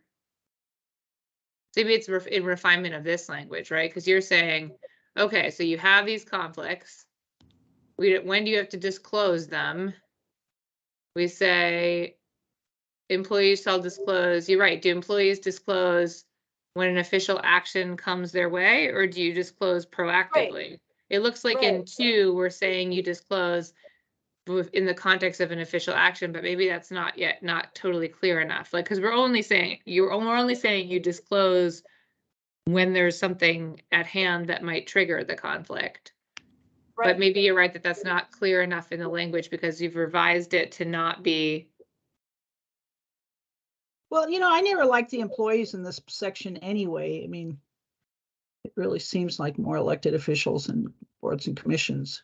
Except that the official interest is official action, right? Dates all the way back to an employee, right? So that, like, there's key pieces here. That was like right. Lance Wilbur approving his wife's contract in Pacer. Yep, you're right. But I wonder if Aisha's right. I mean, I wonder if like in D, if we're going to define a prohibited conflict of interest, then maybe we should say like a prohibited conflict of interest is an official action in which the public servant has a substantial personal interest that is in conflict with their official responsibilities. Or arises in the context of an official action, right? Or arises through participation in an official action where the... Yeah, so it's not just some generalized thing. So Meg can have, these various, but it's become, she's generally a member of the assembly and she's a head of these various organizations. But it becomes a prohibited conflict only when it comes to, let's say, voting a vote that matters towards those organizations. Now she's got a substantial interest Sorry, in. I think there's two steps. I think I think you're right, but I think it's the duty, the official action triggers the duty to disclose, and then you move on to whether in the context, the conflict is substantial, right? Oh yeah, I'm talking about D though, like in the very definition of what is a conflict of interest. Right. I you're right that we need to include that it's not just, a general state of being. It is like Right. in the context of an official action where you get this potential conflict. Where you would have a conflict between your personal interests and your official duties. But Right. Terry, isn't that what D says? Conflict between the private interest and the official responsibilities of the public servant? Isn't that what that says? And so am I hearing you want more words in D2? Well, I think Aisha's right. I would just sort of, relativize, contextualize that in terms of official action somehow. So in other words, this could be interpreted, I think this could be interpreted to mean like, hey, Meg's got a substantial interest in, Anchorage Coalition, and she's got a responsibility to be impartial and promote fair dealings. Okay, as, okay. And that's a conflict and it's a conflict and what we would be saying is, no, conflicts occur, prohibited conflicts occur or are in a very special kind of situation when the public servant is engaging or is anticipating to engage in official action. Okay. So are we going to change the word official responsibilities to official action? Is that the idea? No, because it's your official responsibilities in the context of participating in official action, right? Like you have official responsibilities that you're supposed to act in accordance with when engaging in official action. And the issue is whether you are then distracted from, completing your official action in accordance with your official duties and responsibilities by virtue of possessing a contradictory private interest. But like, isn't it also your official responsibility to show up to the meeting in the first place? Right? Yeah, Becky, that just totally confused me what you said. Because I was like, the rabbi, I was going to put, and the official action. But Of we're the talking public servant. about the trigger, not necessarily the state of being, right? So Yeah, it's the official. I mean, in other words, the way I would envision it is that to violate the code in terms of a conflict of interest is that you need three things. You need a substantial personal interest in the matter. You need some official responsibilities, and you need an official act in which you acted with both of those. If you An don't official action as defined by the official code, act- right? Like you have to participate in an official action while possessing the substantial interest, and also inherently as a public servant, you possess official duties and responsibilities, right? Which is your, again, responsibility to act in the best interest of your constituents and the community of Anchorage and whatever else you say in your oath of office when you become an assembly member or an employee. And the preamble to the code of ethics, which D wanted to remove, and I insisted that we keep, that now it says honest and fair dealings with the public. Okay, so, but this is official action, right? It's not the more nebulous official responsibilities. I mean, conflict is in the official action. I mean, I think, and Terry and I've dealt with public members a lot where they do not get that at all. The official action is the linchpin here. So I like the fact that to use the word official action. I'm not so sure. So again, Becky, I didn't understand why the suggestion that and the official actions or the official action of the public servant isn't good enough. Say it again with the sentence. Okay, so a conflict of interest is a conflict between the private interest of a public servant and the official action of the public servant in a position of trust. And I don't know if we need in a position of trust in there. Yeah, well, because you could act, this goes back to Terry's question, like you could take official action that isn't in conflict with your private interest, right? Like you might, like the official action is the context, right? Like you're participating in an official action where you have two different competing interests. You have your official duty and you also have a private interest in the official action. You could take official action that actually is not at all in conflict with your private interest. Your daughter may well be the most qualified person to get the contract, right? But like you still can't vote to give the contract to your daughter because the idea is the code imputes to you an inability to act in disregard of that substantial private interest. I think, what if we do this? What if we leave conflict of interest as it's defined? Because I actually really like that definition without official action. And then it seems to me that before we get to D1 and 2, talking about minor versus substantial, why don't we move on to duty of disclosure? It's the official action, the potential official action that triggers a duty to disclose, right? Maybe we just need to phrase the beginning of E, like when a public servant has a potential conflict of interest in a pending official action or something, right? Or like where a public servant has a potential conflict of interest prior to participation in official action, the public servant has a duty to disclose. Maybe we just need to add something to E to make clear what the trigger is. It's that there's a pending official action that. Okay, so say that again, Becky. When a public servant has potential conflict of interest in Prior to participation in an official action, the public servant has a duty to disclose. So we're emphasizing it down there. Then I think maybe referencing AMC 115-100 here doesn't make sense. Is there a reason we need to reference that section in conflicts of interest, or can we just leave that back to its own section? I'm just looking at what 115-100 says. It's the contracting stuff. Interest in municipal contract. And I didn't come up with that, but it was something people thought was important. And actually, I think Paul, is Paul on the line? I think it actually Paul was the one who brought that up. I wonder, is that not in the current one? Well, I think the reason why I changed the employee section there and drafting that was number one, because the employee section deals with like disclosing to your designated ethics official, and that's not a relevant really concept anymore. It just confuses people. And then the other reason was how it was originally broken down, talking about like disclosing it to the body and having the body make a determination didn't really make sense in the context of an employee. So that's kind of why I broke it down. But as far as the specific reference, I think what we were just trying to make clear is that we're not talking about the duty to disclose those economic interests that's in the other section. So I don't know. Maybe it could just be taken out, or we could just leave it in the other section. But we're not like just alerting the employees that you have other responsibilities other than what's in this section. So if people find that's distracting here, we could certainly take it out.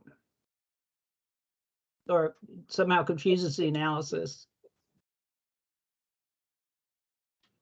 Yeah, and then I wonder if we could break out, like E could be about the duty of disclosure, and then maybe in F, we can go on to, as Terry suggested, something about prohibited conflicts of interest or procedure for determining prohibited conflicts of interest. And then we can move on to talking about minor versus substantial. See, Asia, I really think it's important. I don't know. I like that the minor thing and the prohibited right up front, because this really is supposed to be procedural. I do too, D. In fact, that's I would recommend make D1 and 2 retitle those, and I think we do need to get rid of the confusing terminology between substantial conflict of interest. Is one that has a substantial interest, right? I mean, like, no, let's call them something Prohibited. For now, like, acceptable conflict of interest, prohibited conflict of interest. One, acceptable conflict of interest are when there's inconsequential or minor interests at stake, or when there's ministerial as opposed to official action. So you can put them both right in there. And then for prohibited conflict of interest, you can say those occur when you have official action, substantial personal interest that's in conflict with one's official responsibilities. Then next, now it's all about process. How do you disclose? I agree with that. How do you I determine agree with if it's that. substantial or not? But at least the principles up front, and we're making clear up front, here's the fundamental line between what's prohibited and not. And I do think that, like, on E, the challenge is like if we're gonna reframe E to say you have a duty to disclose before participating in an official action, then 1A and 2A don't make sense. So you just have to think about the language to like make sure that it's clear, right? That like, because 1A and 2A are disclosures that you have to make when you take office, right? 115-100. Within 30 days of commencement of service, you disclose that, and then some parties have the obligation to do it annually, right? So that actually is in no way triggered by official action. Those are disclosures that are required as a matter of course in service, public service. 1B and 2B are triggered by participation in official action. So maybe maybe that needs to be framed that way. And I think it needs to be framed in the context of the framework that like Terry just put out, right? It's official action. Official action causes you to disclose anything that might be a conflict of interest for determination of prohibited or acceptable, or whatever we call it, allowable. But I no, think that's fine. I just think that people get confused if we first talk about what's an acceptable conflict of interest and a non-acceptable conflict of interest, and then we say, by the way, you have to disclose everything. But you do have to disclose everything. I understand, but I think that's why I think you have a duty to, it's kind of funny we're saying like, oh, these are minor and inconsequential and acceptable, and then you disclose them. well, I guess we could segue it into it. You could lay out, you sort of like, acceptable versus prohibited. And then, then maybe we need to have some little language that says, it is the employee, it's the public servant's responsibility to disclose a wide range of interests to determine whether or not they create an acceptable or prohibited conflict or something like that. Some sort of bridge that connects us from the principle. Prohibited means it's you have a substantial interest. Connect that idea to the idea of like, okay, now you need to disclose. Now at least now you know why you need to disclose, because we need to assess whether the conflict is a prohibited one or not. Should we add some like introductory language in D to say, like, because basically what we're saying is a conflict of interest is this conflict between your private interest and your official responsibilities. All conflicts must be disclosed. Some conflicts arise to the level of prohibiting you from participating, right? Like we're basically saying if you have any conflict has to be disclosed. Some conflicts will be deemed significant, like sufficient to merit to prohibit you from participating, right? I like that. So maybe that's just more intro language to D, to say to subsection D, not attorney D, to say like that, to clarify that like you have a duty to disclose all conflicts and then a duty to recuse yourself in the event of a prohibited conflict or whatever choose, like profound conflict. You're killing me, you guys. Conflict. Pervasive. I'm just gonna come up with more P adjectives. Oh, for Terry. add to the Terry's P's. Persnickety. Pervasive, that's good.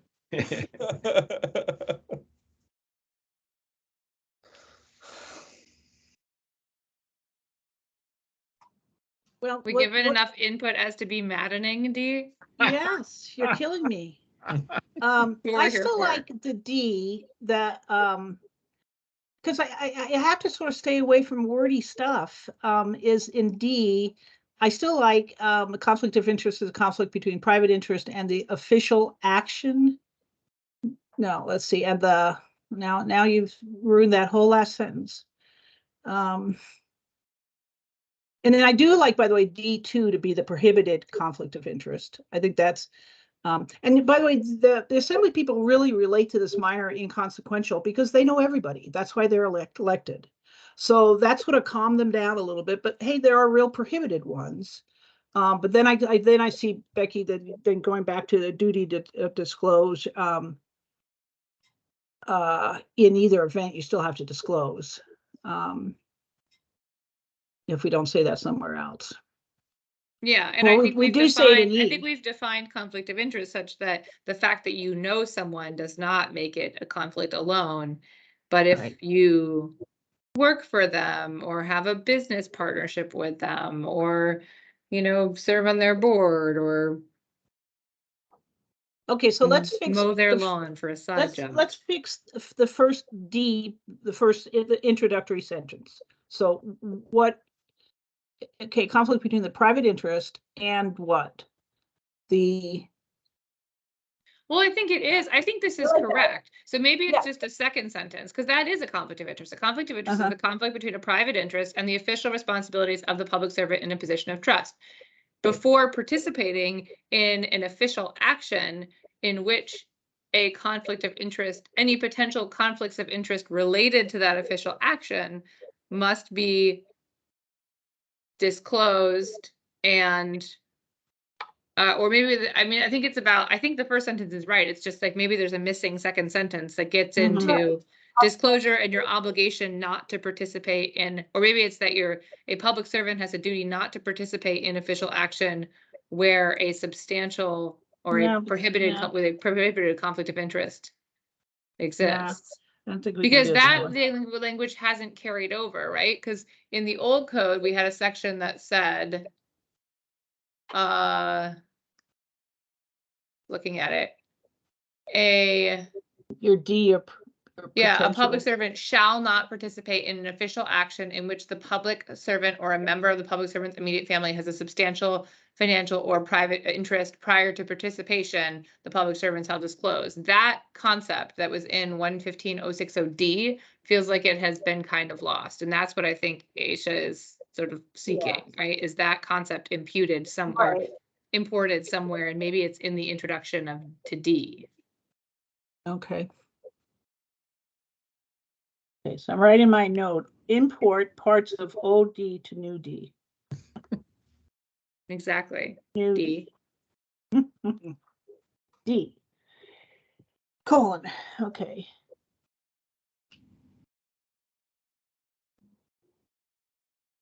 See, and I personally like the minor inconsequential. They really relate to that versus introducing a concept like acceptable or non-prohibited.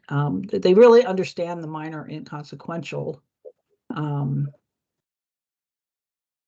Well, and I don't mind keeping that. I mean, like we could, it's not quite as logically complementary, but you could say minor and inconsequential is one category and prohibited. Yeah, as the other. That's what I want. I like that. I like that. That's the main thing I say. I think we need to stop calling some conflicts substantial and some not, because then we get people confused about substantial interest or not. And so I would minor conflicts, inconsequential versus prohibited. And that I like, and I can relate to that. And I mean, I think the assembly can understand that. So then do we need, Becky, the second sentence? Well, I guess I just have to think about old D versus new D. I think old D has some important language in it because it kind of summarizes the whole thing, right? Which is the whole point of this is you can't participate in official action where you have a substantial, whatever we call it, substantial conflict of interest, prohibited conflict of interest, persnickety conflict of interest. Maybe that language needs to go in D too. Under prohibitive conflict of interest, we need the language from old D. Yeah. Yeah, that's a good way of putting it, right? Okay.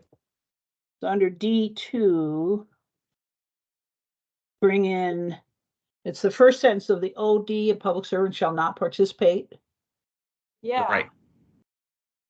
But it would be not participate in official action in which the public servant holds what, a substantial interest? No, substantial private interest? Yep. Yeah. Yeah.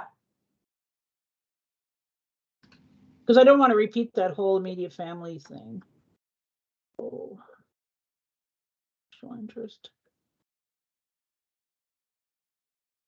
Versus we say that, we start saying it in E when a public servant has a potential conflict of interest. And Becky added language in the official action or something. I mean, I have written it down. The public servant has a duty to disclose. So we actually say that in E. Oh, but this is not participate. And it's really, in which well, I'd say I'm not sure that's true. I think the body still determines. So we get back to Becky's point. I think the body still determines whether it is a substantial interest which should prevent them from participating. The body or the department head if you're an employee. Uh-huh. So I'm not sure this is true. They shall not participate. It has a substantial private or financial interest. I'm not sure that's true.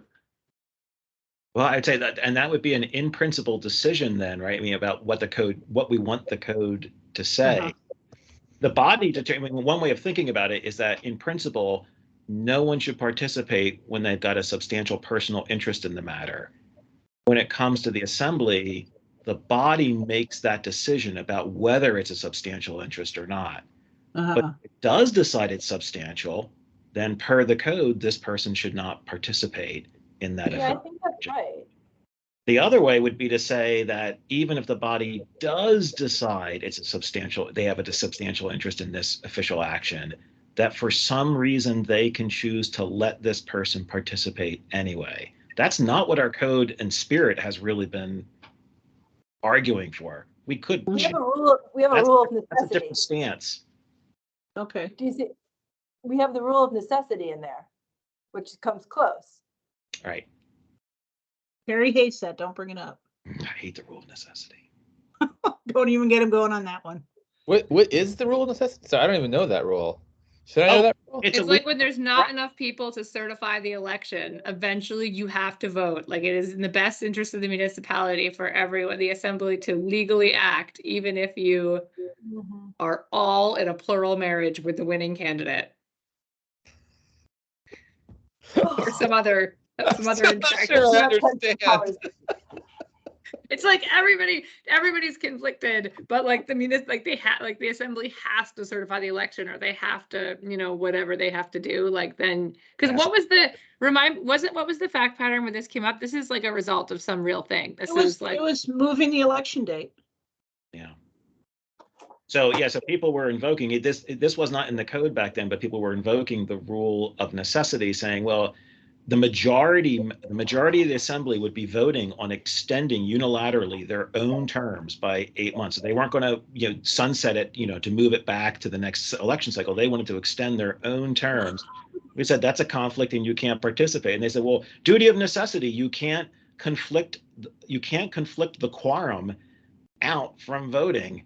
And we said, well, unlike certifying your election, this is not something you have to do. And if you think this is a good idea, then trigger it for after the next election cycle, so you're not voting on the extension of your own terms.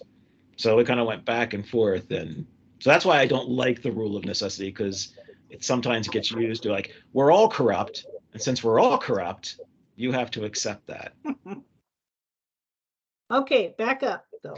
So can you go back up, Becky, to the I warned you, don't get into that with him. So don't. Let's see. So have we decided, by the way, whether we're going to leave the municipal just the reminder that there are other conflict areas, or just take that out? I vote take that out. I think we want to make this as simple as possible. Okay. It makes formatting a lot easier, that's for sure. All right. I think should we look at these questions for a minute? Because this seems like another key point, like that the assembly is very interested in. Our last 10 minutes, should we talk about this one? Take the description of the interest. Guys, And of I course finally got an opinion drafted on time and no one cares. Oh no. Yeah, let's look at the question. We can schedule a special meeting. I read your draft, Aisha, Thank you. Thank you. There's nothing, Becky, there's nothing special about these meetings anymore when they're a regular occurrence. I know. I'm just going to use a different a different adjective. It's just our Starting second. with a P. Splendiferous meeting. It's We're a going to have a sample meeting. splendiferous meeting.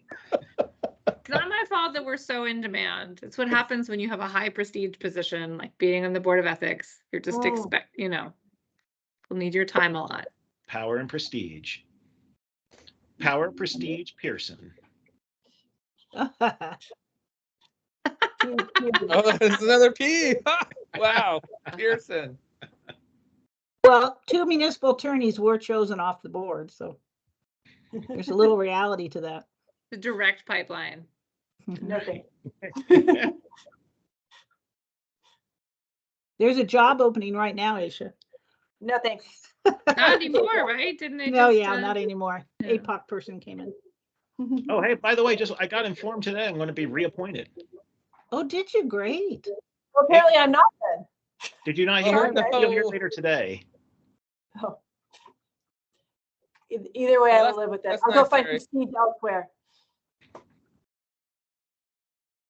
Okay, I'm so sorry- on the I'm sorry, questions, I Becky. like the questions, Dee, because I What are think we that looking at? previously the questions were too, like the assembly construed them as like, if you said yes, suddenly it was substantial, and if you said Yeah. no, it wasn't. And I think the idea is just to get more, I don't think we can give them a threshold, right? Like, Right. I No, we think we can't. can Yeah. only give them like fulsome information about it, and they can make a decision. I'm just looking at Mhm. what it says up above about when something is substantial or not, like.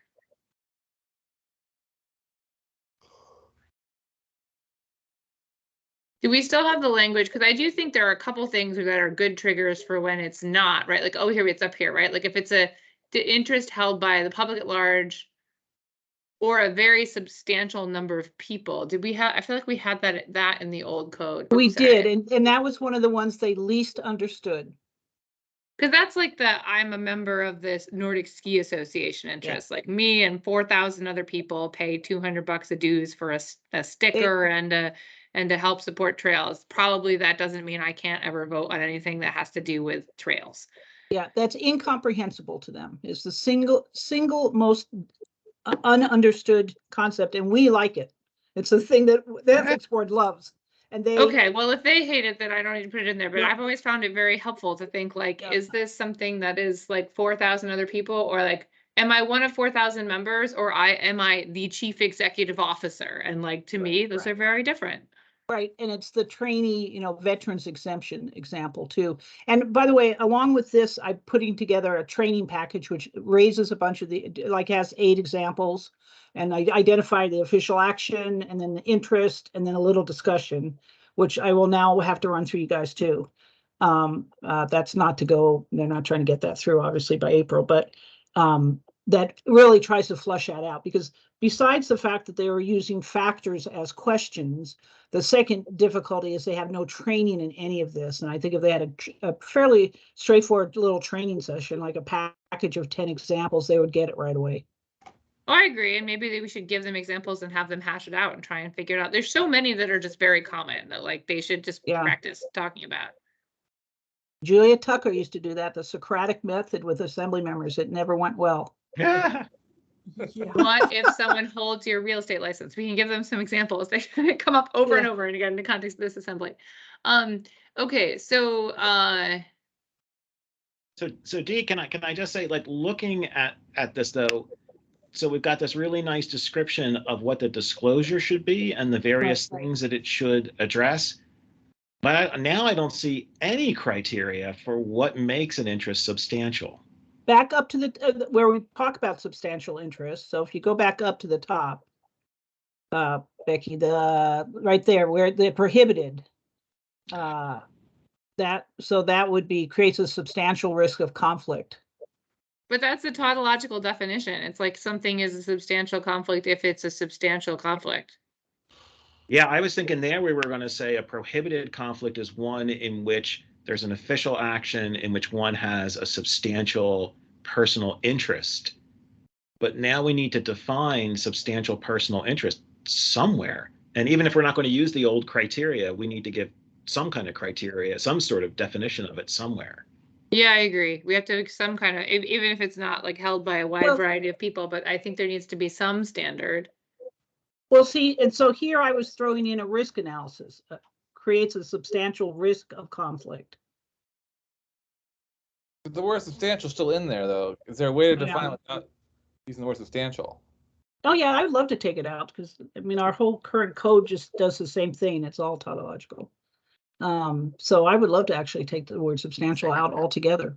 Pull this over here. The substantial, our current code though says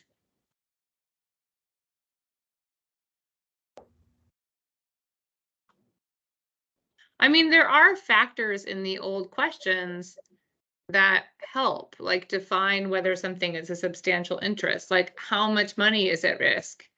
Mhm. Does it impact?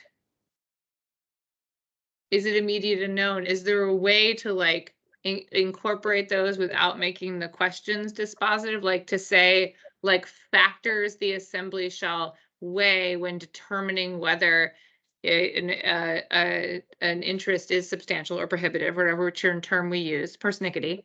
We can say include like the magnitude of a financial impact, the, you know, the like immediacy of the impact, or is it conjectural, like Okay, but how you're getting directly back to, involved? you're getting back to all the words that they objected to and did not understand, so. But then what are they gonna understand? Like what literally like Right, those right. are like, we can't, like if this is this an impossible exercise where they're unwilling to accept any guidance on what a standard is? I mean, I think Well- that's the crux of the issue though, and right now we've just abdicated on it entirely and been like, these are some No, things we're gonna no, tell you, and no. then you have to decide whether it's substantial or not, but we're not gonna tell you what substantial is. Good luck.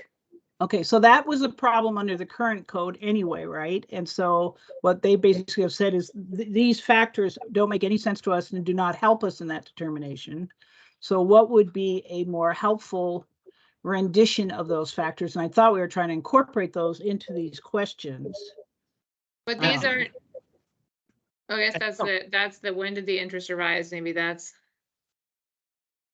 But we still need another section. I mean, like these, even if we incorporate it into these questions are requirements of what should be in the disclosure. There still needs to be some section that says, and here's the standards for what a substantial interest is going to be, because the assembly is not the only people that have potential conflicts of interest. We make judgments about people's potential employees' conflicts of interest, right? I mean, Okay, well, here. is let it me a read- reasonable person standard? Is it that the assembly determines that a reasonable person could not divorce their decision on the official action or their participation, like could not divorce their personal interest from their professional duty? Like, is that the standard? Is it basically just like apply a reasonable person standard? Because it feels sort of like what we're saying is like, you have to make a decision not about your colleague and their ability to magically segment, but that whether a reasonable person would be able to separate the personal interest at hand from their duties as a public servant. Is that it in a nutshell, or is there more to it?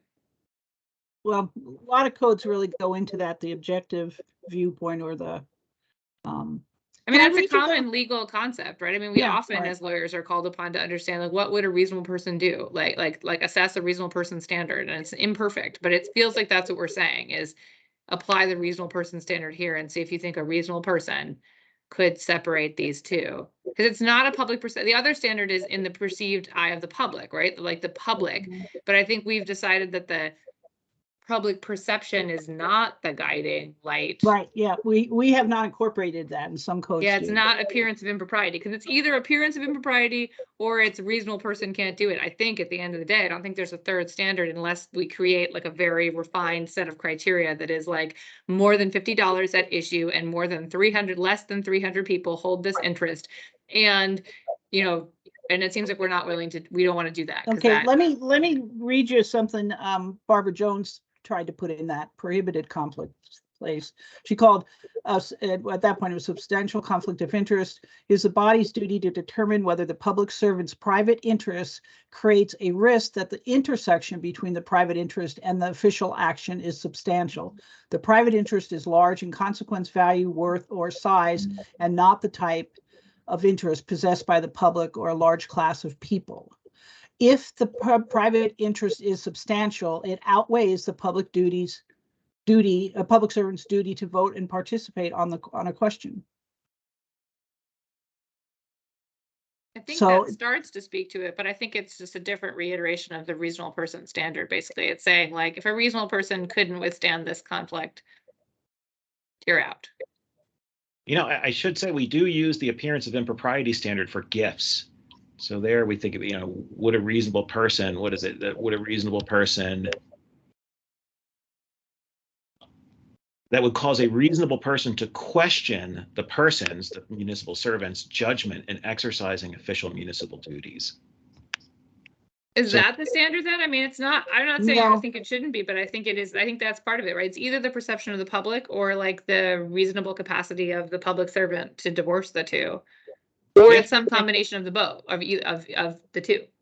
And you know, the appearance one gains a lot of traction if you think you're trying to go after trust, right? So if it's about trust, then appearances do matter, and you're not trying to get inside people's heads, or you know, you're just trying to ask yourself, would a reasonable person see this arrangement and say, this makes me really question your impartiality of judgment? And we would eliminate, 80% of the people disclosing from being able to participate if we relied on that standard. On the perception of impropriety, appearance of impropriety standard? Yeah. Well, it Because depends on who if you, yeah. But If at you the don't end of like the the day, result, then you're gonna think it's Well, There's it's a- appearance of impropriety to a reasonable human being, not to a biased person, right? Right. Like we'd have to settle like, would a reasonable member of the public think this, and that's challenging because No, but I think the old criteria, to be honest, maybe we just need to rephrase them. I think Barbara's language is good, but it just seems to me like it's just sweeping back up many of the old criteria that we were using. And so maybe Well- there needs to be put, I mean, is it direct? Is it large? Is it unique to you? I mean, like those, to be honest, those strike me as very, very reasonable factors to look at and as to whether an interest is substantial or not. To be honest, I'd hate to get rid of them and have something that's more vague. Again, the assembly can do whatever the heck it wants, but we often have to make judgments about people's conflicts of interest. And I would rather have something that's a little bit more specific, especially if it's very reasonable criteria. we do need some kind of guidance, like even like just as a legal protection, right? So we aren't just Mhm. like, there's no allegation that like, we're just like, well, we asked the questions and we deemed every conflict that this assembly member came up with substantial. We don't like their opinion or whatever, right? I mean, it seems like it could be a tool for political gain if there isn't any kind of express standard set by the code. hey y'all, I gotta go. Unfortunately, I have a Yeah, hard you- out. Which me too, yeah. Understood. All right. Well, we have, I guess, is there any reason to set a special meeting? It sounds like no, because no one like thinks our meetings are special anymore and we have potentially quorum. So we're going to meet again on Thursday, March 23rd. Unless, is that correct? Any call from the group for anything other than that? Can I ask you, I really do need more help on this, and it's going to get introduced in March. And the reason why is because this group will, 5 new people potentially in April 4th. So I tell you, I need more help, huh? Yeah, maybe then we should meet again. I certainly could meet again, or if you want to do like just a workshop, you know, with some of us if everyone can't make it. But you know, I can do something before the end of next month. Well, it has to be at the beginning of next month because it has to be introduced in a public hearing. So I would really need help within, I think my deadline is the addendum on March 9th, I think. I can't remember. So like the first week of March. So board members, Um, if you wanted to pick 2 of you to work with Dee on this, then you wouldn't have any Open Meeting Act issues. You could do that offline outside of a board meeting. Okay, well, we're close to Purim at that point, which is a relatively important Jewish holiday. So that first week of March, so I probably won't be able to be one of them. I feel like Terry, you and I have been on the hook for this in the past. So if that works, I'm happy to have the 2 of us do it. Or if Aisha, if you would like to do it, I will bow out. And It doesn't matter to me. I'm gonna have trouble in the next like week or 2, but I could probably fit it in. But I'm also happy to let you guys hash it all out.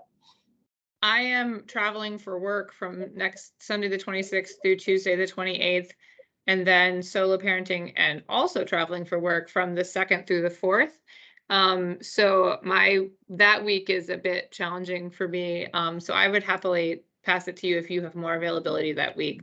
I'm back the next week, and the week of March 5th, have more time to participate in the world. That's where I'm at too. Next week is out. I'm going to a conference next week. I've got to work on the paper during the week, and I'll be gone the second half of the week. So the following week, the first full week of March. So how about the 6th? Are you guys available on March 6th? That's a Monday. I am, yeah. I'm available Becky? after 1 p.m. Well, I mean, we could just pick 3 Well, PM. you guys do it, and if you have to drop out, I could maybe step in sometime early that week. Okay, how about 2 o'clock on Monday, March 6th? Oh, I hate to say it, I couldn't do that. Sorry, I teach till 2:15, and then I've got to go pick up Elias at 3. So I would have from 2:15 to 3:15 I could do.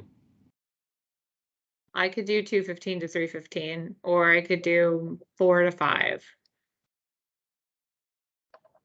2:15 to 3:15, does that work for you, Dee?